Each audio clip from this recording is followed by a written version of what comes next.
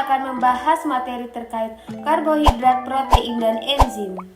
Pertama, saya akan menjelaskan karbohidrat. Jadi, karbohidrat merupakan salah satu dari 3 makronutrien selain lemak dan protein yang dibutuhkan dalam tubuh manusia dalam jumlah banyak untuk menghasilkan energi. Karbohidrat secara kimia merupakan senyawa organik yang terdiri dari hidrogen, oksigen, dan karbon. Sumber utama karbohidrat adalah tanaman, meskipun beberapa dapat ditemukan pada makanan hewani, misalnya laktosa pada susu. Karbohidrat dapat diklasifikasikan berdasarkan struktur kimianya menjadi beberapa kelompok utama. Yang pertama, monosakarida, yaitu monosakarida itu merupakan bentuk paling sederhana yang tidak dapat dihidrolisis menjadi bentuk lebih kecil lagi.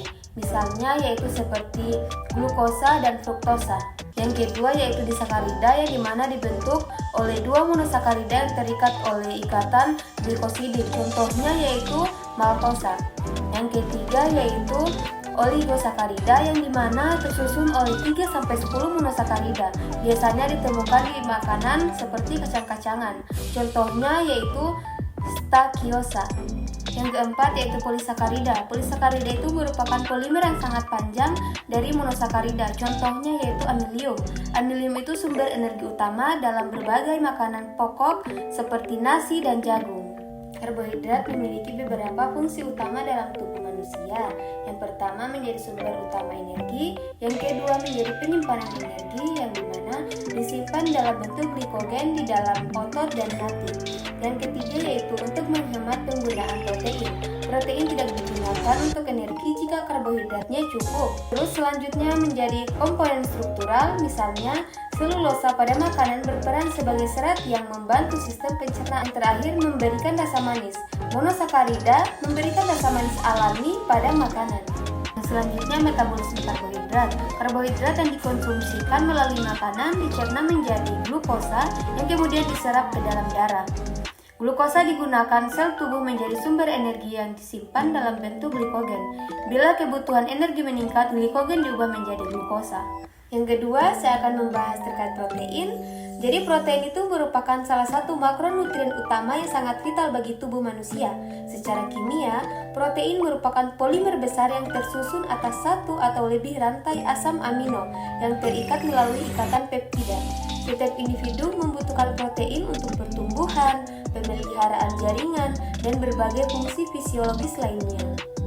Protein itu terdiri dari unsur karbon, hidrogen, oksigen, dan nitrogen, serta kadang-kadang mengandung sulfur dan fosfor. Struktur protein dibagi menjadi beberapa tingkat. Yang pertama itu struktur primer. Struktur primer itu merupakan urutan asam amino yang terikat satu sama lain melalui ikatan peptida membentuk rantai polipeptida. Yang kedua yaitu struktur sekunder yang dimana susunan lokal rantai polipeptida seperti alpha helix dan beta sheet yang distabilkan oleh ikatan hidrogen.